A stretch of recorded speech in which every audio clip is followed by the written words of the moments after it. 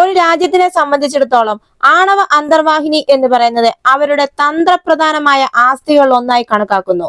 Nuclear അന്തർവാഹിനികൾ അവയുടെ തനതായ സവിശേഷതകൾ കാരണമാണ് തന്ത്രപ്രധാനമായ പ്ലാറ്റ്ഫോമുകളായി മാറുന്നത്. നമുക്കറിയാം, ഇന്ത്യയുടെ പ്രതിരോധ മേഖലയിൽ നാൾക്കുനാൾ വികസന പ്രവർത്തനങ്ങൾ നടന്നുകൊണ്ടിരിക്കുകയാണ്. ഇന്ത്യയുടെ ആണവ അന്തർവാഹിനിയുടെ ഭാവിയിലെ വികസന പ്രവർത്തനങ്ങൾ എവിടെ എത്തി നിൽക്കുന്നു?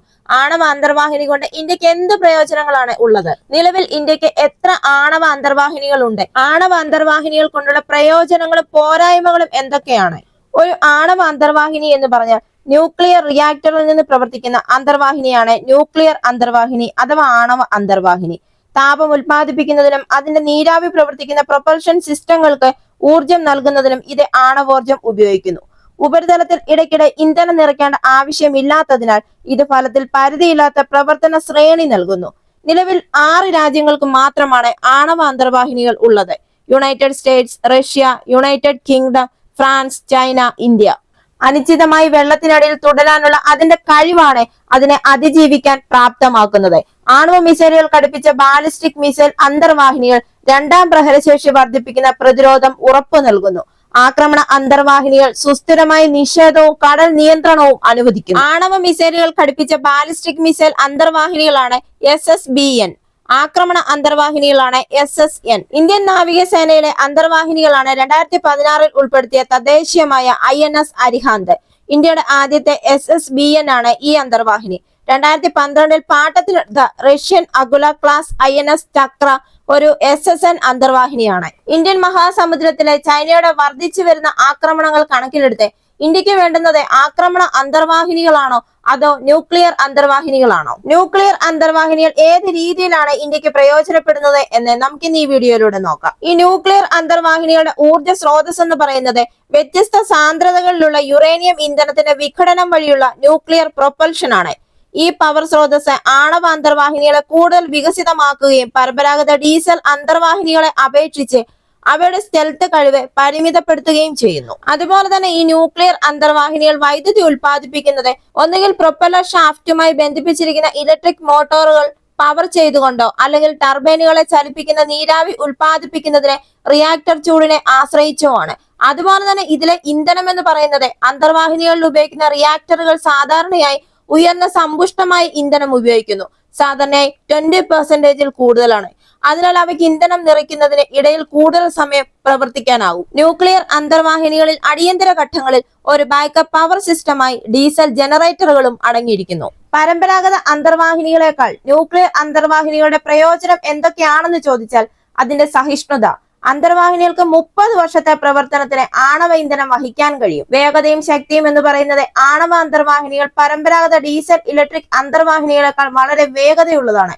30 നോട്ടിക്കൽ മൈൽ മുകളിൽ വേഗത കൈവരിക്കുന്നു. അതുപോലെ തന്നെ ഒരു രാജ്യത്തിന്റെ തന്ത്രപരമായ താല്പര്യങ്ങൾക്കായി സേവിക്കുന്ന SLBM, അതായത് അന്തർവാഹിനി വിക്ഷേപിച്ച ബാലിസ്റ്റിക് മിസൈലുകൾ പോലുള്ള ആണവ ടിപ്പ് ബാലിസ്റ്റിക് മിസൈലുകൾ വഹിക്കാൻ ഇതിന് സാധിക്കും. പ്രയോജനം പോലെ തന്നെ ഈ ന്യൂക്ലിയർ അന്തർവാഹിനികൾക്ക് ധാരാളം പോരായ്മകളുമുണ്ട്. അതിലൊന്നാണ് അതിന്റെ വലിയ വലിപ്പം.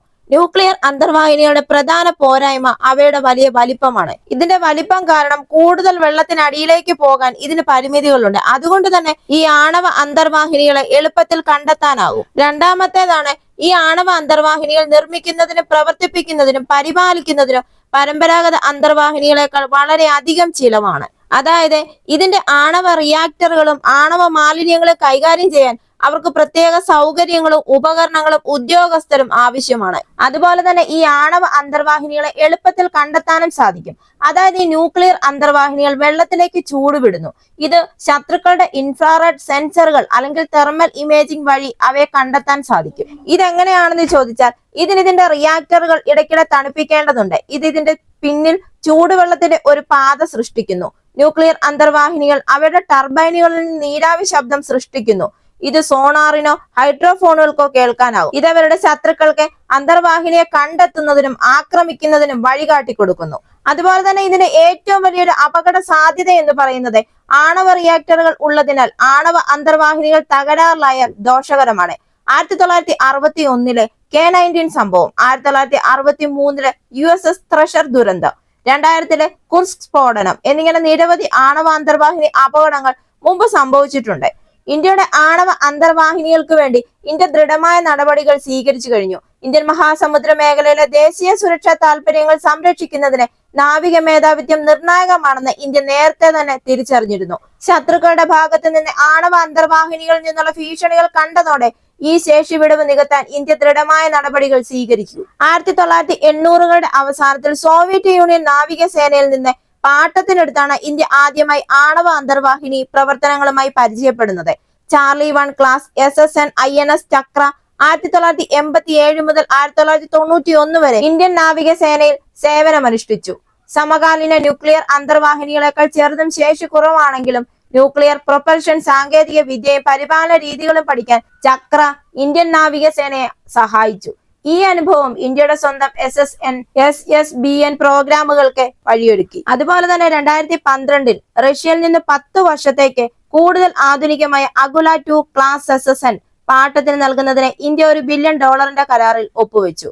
8140 ടൺ ഭാരമുള്ള ഈ അന്തർവാഹിനി INS ചക്ര 2 2012 ഇന്ത്യൻ കപ്പലിൽ ചേർന്നു. ഇതിന്റെ സവിശേഷതകൾ എന്തൊക്കെയാണെന്ന് ചോദിച്ചാൽ 190 മെഗാവാട്ട് ന്യൂക്ലിയർ റിയാക്ടർ ആണ് INS ചക്ര 2 പവർ ചെയ്യുന്നത്. 600 മീറ്റർ ആഴത്തിലെത്താനും 30 നോട്ടിക്കൽ മൈൽ കൂടുതൽ വേഗതയിൽ സഞ്ചരിക്കാനും ഇതിന് കഴിയും. അതുപോലെ തന്നെ സമകാലിക സെൻസറുകൾ, ആയുധ സംവിധാനങ്ങൾ, ന്യൂക്ലിയർ ടിപ്ഡ് മിസൈലുകൾ എന്നിവ ഉപയോഗിച്ച് ഈ അന്തർവാഹിനി ഇന്ത്യയുടെ വെള്ളത്തിനടിയിലുള്ള ആക്രമണ ശേഷിയെ ഗണ്യമായി വർദ്ധിപ്പിച്ചു. ഇപ്പോൾ ഇത് 2025ഓടെ INS ചക്ര 3 ഇന്ത്യ റഷ്യയിൽ നിന്ന് പാട്ടത്തിനെടുത്ത അകുല ക്ലാസ് ആണവശക്തിയുള്ള ആക്രമണ അന്തർവാഹിനി ഇന്ത്യൻ നാവികസേനയ്ക്ക് കൈമാറുമെന്നാണ് പ്രതീക്ഷിക്കുന്നത്. ഇന്ത്യയിൽ നിലവിൽ INS അരിഹന്ത് അതായത് S2 എന്ന പേരിൽ ഒരു ആണവ പവർ ബാലിസ്റ്റിക് അന്തർവാഹിനി ഉണ്ട്. S3 അതായത് INS അരിഘട്ട് വികസന ഘട്ടത്തിലാണ്. ഇന്ത്യയുടെ SSBNകൾ PMOയുടെയും സ്ട്രാറ്റജിക് ന്യൂക്ലിയർ കമാൻഡിന്റെയും നേരിട്ടുള്ള നിയന്ത്രണത്തിലാണ്. അതവയുടെ നിർമ്മാണം, പരിശോധന, നില എന്നിവയ്ക്ക് മേൽനോട്ടം വഹിക്കുന്നു. ഇന്ത്യയുടെ ആദ്യത്തെ തദ്ദേശീയ ആണവ ബാലിസ്റ്റിക് മിസൈൽ അന്തർവാഹിനിയാണ് അരിഹന്ത് ക്ലാസ്. ATV പ്രോഗ്രാമിന് കീഴിലാണ് ഇത് രൂപകൽപ്പന ചെയ്ത് വികസിപ്പിച്ചെടുത്തത്. 2009 സമാരംഭിച്ച് 2016 കമ്മീഷൻ ചെയ്ത നൂതന സെൻസറുകൾ, പെരിസ്കോപ്പുകൾ, വിവിധ ആയുധ സംവിധാനങ്ങൾ എന്നിവയുള്ള ഇരട്ട ഹൾ ഫീച്ചറാണ് ഇതിലുള്ളത്. ഇതിന്റെ പവർ എന്ന് പറയുന്നത് 1 CLWR B183 മെഗാവാട്ടിന്റെ കോമ്പാക്ട് ലൈറ്റ് വാട്ടർ റിയാക്ടർ ആണ്. ഇതിന്റെ വേഗത എന്ന് പറയുന്നത് 24 നോട്ടിക്കൽ മൈൽ മുങ്ങിക്കിടക്കും 15 നോട്ടിക്കൽ ഉപരിതലത്തിലും. അതുപോലെ തന്നെ ഇതിന് 750 കിലോമീറ്റർ പരിധിയുള്ള 12 K-15 മിസൈലുകളോ 3500 കിലോമീറ്റർ പരിധിയുള്ള 4 K-4 മിസൈലുകളോ വഹിക്കാനാവും. ഈ K-4 മിസൈൽ എന്ന് പറയുന്നത് കരയിൽ നിന്നുള്ള ബാലിസ്റ്റിക് മിസൈലായ അഗ്നി 3ന്റെ ഒരു വകഭേദമാണ്. ഏകദേശം 3500 കിലോമീറ്റർ ഇതിന് ദൂരപരിധിയുണ്ട്. അതുപോലെ തന്നെ K-15 എന്ന് പറയുന്നത് കരയിൽ നിന്നുള്ള മറ്റൊരു ബാലിസ്റ്റിക് മിസൈലായ ശൗര്യയുടെ ഒരു വകഭേദമാണ്. ഫോർമുലയുടെ വലിപ്പം അനുസരിച്ച് 750 മുതൽ 1500 കിലോമീറ്റർ വരെ ഇതിന് ദൂരപരിധിയുണ്ട്. ഇന്ത്യ നിർമ്മിക്കുന്ന മറ്റൊരു ആണവ അന്തർവാഹിനിയാണ് INS അരിഘട്ട്. അരിഹന്ത് ക്ലാസ് അന്തർവാഹിനിയുടെ നവീകരിച്ച ഒരു വേരിയന്റ് ആണിത്. അഡ്വാൻസ്ഡ് ടെക്നോളജി വെസൽ ATV പദ്ധതിക്ക് കീഴിൽ ഇന്ത്യ നിർമ്മിക്കുന്ന രണ്ടാമത്തെ ആണവോർജ ബാലിസ്റ്റിക് മിസൈൽ അന്തർവാഹിനിയാണിത്. S2വിനേക്കാൾ കൂടുതൽ K-4 മിസൈലുകൾ ഉൾക്കൊള്ളാൻ ഇതിന് സാധിക്കും. ഈ അന്തർവാഹിനി ഇപ്പോൾ തയ്യാറായി വിപുലമായ കടൽ പരീക്ഷണങ്ങൾക്ക് വിധേയമാണ്. ഉടൻ കമ്മീഷൻ ചെയ്യും എന്നാണ് പ്രതീക്ഷിക്കുന്നത്. അതുപോലെ തന്നെ 2023 S4നുള്ള പ്രൊജക്ട്, മൂന്നാമത്തെ അരിഹന്ത് ക്ലാസ് SSBN അന്തർവാഹിനിക്കുള്ള പ്രൊജക്ട് ആരംഭിച്ചു. S2വിനെക്കാട്ടിലും S3യെക്കാട്ടിലും കൂടുതൽ 8 K-4 അല്ലെങ്കിൽ 24 K-15 SLBMകൾ ഉൾക്കൊള്ളുന്ന തരത്തിലാണ് S4 നിർമ്മിക്കുന്നത്. അതുപോലെ തന്നെ ഭാവിയിലേക്ക് വമ്പൻ രീതിയിലുള്ള പദ്ധതികളാണ് ഇന്ത്യ ഇടുന്നത്. 4 അരിഹന്ത് ക്ലാസ് SSBNകളും കുറഞ്ഞത് 2 S5 ക്ലാസ് SSBNകളും നിർമ്മിക്കാൻ ഇന്ത്യ പദ്ധതിയിടുന്നുണ്ട്. അതായത് ഭൂഖണ്ഡാന്തര ശ്രേണിയും ഉയർന്ന ശേഷിയുമുള്ള S5 ക്ലാസ് SSBNകൾ ഇന്ത്യയുടെ ആണവ പ്രതിരോധത്തിനും ട്രയാഡിനും നിർണായകമാണ്. അവ എത്രയും വേഗം വികസിപ്പിക്കുകയും കമ്മീഷൻ ചെയ്യുകയും വേണം. ഇന്ത്യയെ സംബന്ധിച്ചിടത്തോളം ആണവോർജ്ജമുള്ള കപ്പലുകൾ ഉപയോഗിച്ച് അന്തർവാഹിനി കപ്പൽ വികസിപ്പിക്കുന്നത് ദേശീയ സുരക്ഷാ മുൻഗണനകളെ സംരക്ഷിക്കാൻ സഹായിക്കുന്നു. INS അരിഹന്ത് പോലെയുള്ള ആണവോർജ്ജ ബാലിസ്റ്റിക് മിസൈൽ അന്തർവാഹിനികൾ ഇന്ത്യക്കെതിരായ ഏത് ആണവ ബലപ്രയോഗത്തിനെതിരെയും വൻ പ്രതികാരം ചെയ്യുന്നതിലൂടെ അതിജീവിക്കാവുന്ന രണ്ടാമത്തെ പ്രഹരശേഷിയാണ് ഇന്ത്യക്ക് നൽകുന്നത്. എന്നാൽ ഇന്ത്യയിലെ ഈ ആണവ അന്തർവാഹിനികളുടെ വികസനത്തിന് ധാരാളം വെല്ലുവിളികളും നേരിടേണ്ടതായിട്ടുണ്ട്. ഇന്ത്യക്ക് തദ്ദേശീയമായി SSN രൂപകൽപ്പനയോ സാങ്കേതിക വിദ്യയോ ഇല്ല. കൂടാതെ പരിശീലനത്തിനും പ്രവർത്തന ആവശ്യങ്ങൾക്കുമായി റഷ്യൻ SSNകളെ പാട്ടത്തിനെടുക്കുന്നതിനെ ആശ്രയിക്കേണ്ടി വരുന്നു. അതുപോലെ തന്നെ ഇതിന്റെ നിർമ്മാണ കാലയളവും വലിയൊരു വെല്ലുവിളിയാണ്. INS അരിഹന്ത് പ്രൊജക്ടിന് 20 വർഷം എടുത്തു. ഈ വീഡിയോ നിങ്ങൾക്ക് ഇഷ്ടമായെങ്കിൽ മറക്കാതെ തന്നെ ഈ ചാനൽ ഒന്ന് സബ്സ്ക്രൈബ് ചെയ്യുക. അടുത്ത വീഡിയോയുമായി വീണ്ടും കാണാം.